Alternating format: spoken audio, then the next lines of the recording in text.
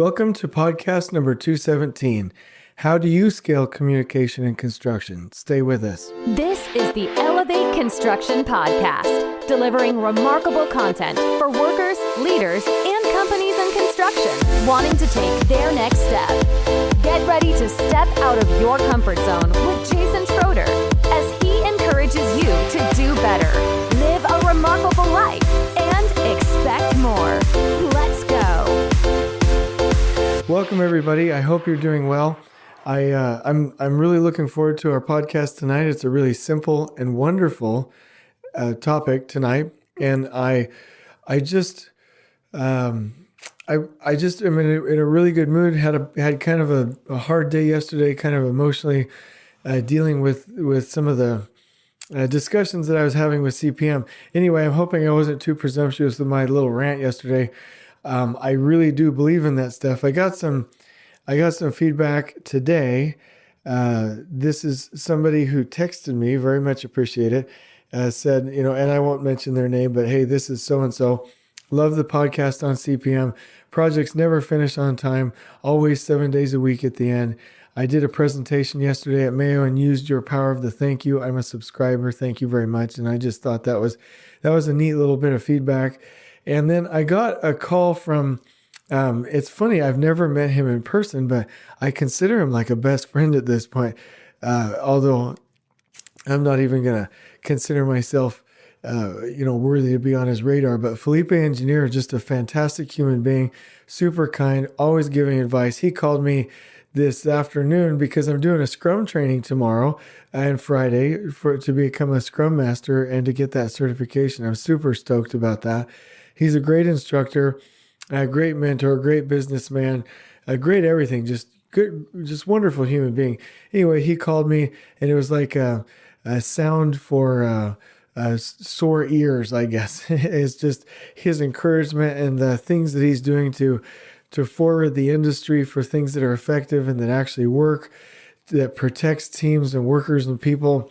And just hearing his voice got me all excited and hopeful for the future that there are great people out there doing great things. The other thing really quickly, just by way of recommendation, if you ever have need, you can call Felipe for anything lean, but if you ever specifically have any need for anything that deals with Scrum, or you want to check out a really cool podcast, please check out Felipe Engineer. I just enjoy everything that man talks about, and we're super aligned. He gave me some nice feedback about the book. I thought that was really nice. I wish I could have recorded that because it was so sweet, but basically he and I are super aligned in where we're headed, and I'm just delighted to work with him. Anyway, so very cool stuff. So today's topic is going to be communication in construction. It won't be that long. It's going to be impactful, though. I'm going to tell you a neat little story, a neat little game that I like to play. If I ever, if you ever play this game as a, in an offsite or a retreat or in a lean training or at a boot camp or something like that, I hope I don't ruin it for you too much. Play the game as you would normally. Don't ruin it for the team. But man, there's a really neat message in the simulation, the experience, the event, the game that I'm about to describe to you that relates to communication and construction. Before I do that, I just have one or two little things that I want to do, not the full intro to the podcast that I normally do, but let me just go ahead and cover this. And it seems like every night when I mention a portion of the book or a chapter of the book that didn't make it into Elevating Construction Superintendents, it seems like it's always Principle 14. Have I said that 3 days in a row? I don't know. Anyway, so this was going to be Principle 14 in one of the sections, and it's called Widen the Circle. To widen your circle means to loop in other people who can come to your aid in regards to a particular responsibility, issue, or problem. This applies when you have a project mistake or issue and you need to loop in other members of your team to share the burden and solve the problem. This applies when there's an emergency on site and you need to notify the appropriate people, including the project director or executive and the owner. Widen the circle to include others who share similarities through their own experience. Historically, people in construction have been incentivized to be an island or a lone wolf, but those days are over. Today's focus is about integration and working through the wisdom of the team. The lean concept is to not waste the genius of the team. We need to leverage everyone at 100% capacity and work together in unity. A great master builder will tell his or her supervisors of events not just out of obligation, but to seek indispensable counsel. Master builders will ask other superintendents on other projects or buildings for their advice. Master builders will always be transparent with his or her owners. Master builders will always ask for the advice of the team. Master builders will always reach out when they need help. This is because they realize that the strategic advantage and the way that they look good on performance reviews is based on the amount they integrate and collaborate with others. They always widen their circle. And so I believe that very much. I've talked about that on previous podcasts, but I did want to make sure that I get these into the podcast because, like I said, they were only a 10 out of 10. They weren't an 11 out of 10 to make it into the book. So just wanted to share that with you. Also, I did want to share with you that the executive team offsite that I did with a fantastic company went so well. In fact, it wasn't even that energetic, but I'm exhausted because it was so in depth. We were so nimble in the meeting. We were so effective. We left there.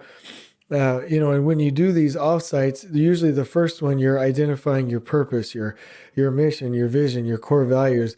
And we left there today with redefined core values, the thematic goal, meaning what's most important for that company right now, and the defining goals that describe that, and the ability for each functional division with that company to go win and succeed and align with the overall company structure. I thought it was fantastic. They even identified a big, hairy, audacious goal, which is what Jim Collins talks about all the time. It came from a book, Beyond Entrepreneurship 2.0, is the model where Jim Collins talks about how they define the purpose and some of these things with DPR. And, DPR is one of my favorite companies. And, the system works. If you work at DPR, you know exactly what their core values are, you know what their purpose is, you know what they stand for, and they head in that direction.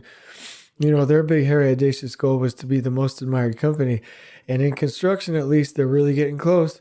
You can't really go anywhere in lean or integrated circles or healthcare or in their markets and not know about DPR and the growth and the fantastic things that they've done. And so the company alignment, the clarity of what does this organization stand for is like pretty fantastic for companies. And that executive offsite went really, really well. And so I'm excited about that. I'm also excited, I'll get a little bit of rest tonight. And then tomorrow go through that Scrum training and be a certified Scrum Master by the end of Friday, taught by none other than Felipe Engineer. So I'm super stoked about that. Next week, heading out to Washington for a scheduling boot camp. And then going to obviously attend the Lean Blog conference and then on to the next thing and the next thing and the next thing. So lots of really fun, exciting things happening in life that I love and just wanted to share that with you. So tonight, I'll make it brief. There's a story. No, not a story. A game that I like to play. You get a deck of cards and you get all of the deck organized to where you have 4 of a kind throughout the whole deck. And so you'll put people in teams of 5 or 7, and you have them in a chair, and they're in a triangle. And it almost looks like a geese or ducks or somebody flying in a V shape in the air, right? So you have 1 in the front, and then 2, and then 3, and then 4 in the back. And I think that no, it goes 1, 2, and then 4 in the back. That way, there's kind of a tiered structure there. So you put people in these seats. And when they sit down, they have a little sticky notes and they have a pencil or pen. And then you give them, so if you have 7 players, you take 7 sets of 4 of a kind. I think I said that right. So you have 7 4 of a kinds, I think is how you would put that. But and then you mix them all up, and then you give each chair 4 cards. And the rules are that they can't talk. They have to look forward sitting in their chair. They can only pass a card forward or back, but they always have to have 4 cards in their hand. And they can't pass notes to the side. They can pass communication forward or back, right? But they can't talk, and they can't look at each other's items, and they're each given a piece of paper. And so they turn the paper over after getting some instruction, and each person has the goal and then the rules right there on their paper.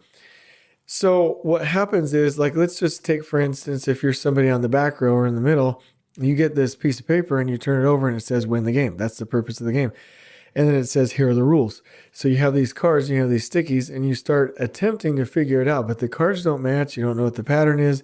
So you start asking, hey, do you, or you start saying, hey, I have these cards, or do you have these, or do you have that?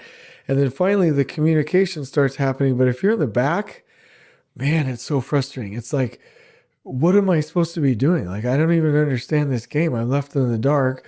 I can only communicate with stickies. I'm getting stickies from the two people behind me and then one sticky from the person in the front. It's just absolutely chaos. So the feeling of frustration of not knowing what's going on really is the point of the game. And what you find out at the end as people start to figure this out is that every person needed 4 of a kind. And you can get to 4 of a kind by asking for the cards and sharing them and going forward and back. But a lot of teams struggle. I've actually had teams take like an hour and 15 minutes to finally get to the answer. I've even had teams that just didn't figure it out. When you find out at the end in the reflection that the person in the front of the little triangle there, actually when he or she turned over their paper, their purpose said, the purpose is to win the game by each player getting 4 of a kind. And you realize that the teams that did the best, the first person in that triangle thought to tell everybody else what was going on, or somebody behind her or him asked the question, hey, what are we supposed to be doing? And the person in the front just happened to know. But where the teams don't do well, or where teams even do well, but it takes some time, the problem is that the people in the back didn't know what the purpose of the game is. They didn't know what winning looked like. So they didn't know they were supposed to get 4 of a kind. So they stumble through all of this communication, not knowing where they're going until they were able to get clarity. And so everybody at the end of the game, they know the game is designed to kind of trip them up and to have a point. But what's funny is this game is exactly what it's like to be on a construction project. Meaning that the superintendent has the answers, knows how to win, knows the plan, but isn't communicating it to everybody else so that they know how to win. That could be the PM too. But I was like, at the end of this, when I facilitate this game, I'm like, and this is exactly what it feels like to be a trade partner on a construction project. You're in the dark. You don't know what the purpose is. You don't know what the plan is, especially if it's hidden in a 76-page schedule. And you are attempting to do your best and communicate and work in your silo and interact with other people on the site, but ultimately you don't know the purpose. And people come out of that game feeling pretty upset, meaning they're like, being in the back row was horrible. I've been back here for 45 minutes not knowing what I'm doing. I don't have 4 of a kind. I didn't even know what I was supposed to have. I'm communicating the stickies. What we're communicating forward and back is super frustrating. I can't see the people behind me, and they're pretty annoyed. Their feathers are ruffled. And I think it's a good representation of what happens. And so what they reflect on at the end is I always ask, what would you do differently? And the answer to what would they do differently, the person in the front would not have assumed that everybody knew the plan and would have immediately sent back stickies saying, hey, the purpose of this game is to get 4 of a kind. That's how we win. Let's start collaborating. Maybe even set some rules, set some guidelines, come up with a visual plan, drew visual sketches. There are people that are teams that figure this out like within 10 minutes or 15 minutes, like really quickly. And usually that's based on an increased communication. And so when they reflect about what they would do differently next on the next go around for the game, the next question is, how does this apply to construction? And the reflection always comes back to the point that, well, if I'm a leader or anyone on the team, I would over communicate what winning looks like. We assume, just like that first person in that triangle, assume that everybody else knew what the point of the game was. The superintendent assumes, the PM assumes, the project site team assumes, everyone assumes that everybody knows what winning looks like and how to win the game. But at the end of the day, if that hasn't been communicated 7 times over and over in foreman huddles over and over, or in worker huddles over and over, this is what the owner wants over and over. This is the end date over and over. These are the conditions of satisfaction. The owner's top 10 requests for what we should be doing over and over and over and over and over, reminding people. Then there are people on our job sites that are just like they're sitting in the back of that little triangle card game, not knowing what's going on, and they're super frustrated. And then we wonder, or I wonder, maybe I'm not accusing you, but we wonder why some of these foremen are so grumpy and pissed off all the time. Well, how would we like to be in the dark? And so I want that little game to stick with you in the sense that I want it to make an impact, to guide us to being more communicative on our projects and not assuming that people know, but repeating that clarity. This is how we win. This is what we're doing. This is the next milestone. This is what's important this month. This is the overall project end date. This is what the owner expects. This is some feedback. Over and over and over communicating. And what I've noticed is that when superintendents play that game, it's an eye opener, and they go back to their projects committed to doing better, to communicate. And as they communicate, they get remarkable results on their project, because the only teams can win on these big projects or on these complex projects. And teams only win when they communicate.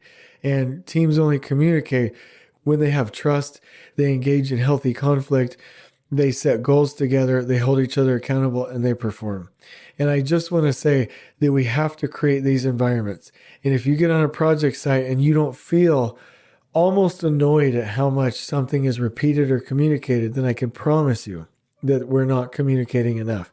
And so I realized that on previous podcasts, I've talked about communication. I've talked about it in the book. I've talked about it in my books. I've talked about it in public events and speaking events. But this game really illustrated for me and for the people where I facilitated the patterns that we get into, and the fact that the leader, the person at the point, cannot assume that everyone else knows what winning looks like. You have to communicate first. What's the rules of the game? What does winning look like? What does winning look like? What are we doing? Let's do it together. On we go. Please join us next time in elevating the entire construction experience for workers, leaders, and companies coast to coast. If you're enjoying the show, please feel free to share with your construction colleagues and help us spread the word by rating, subscribing, and leaving a review on your preferred podcast listening platform. We really appreciate it. We'll catch you next time on the Elevate Construction Podcast.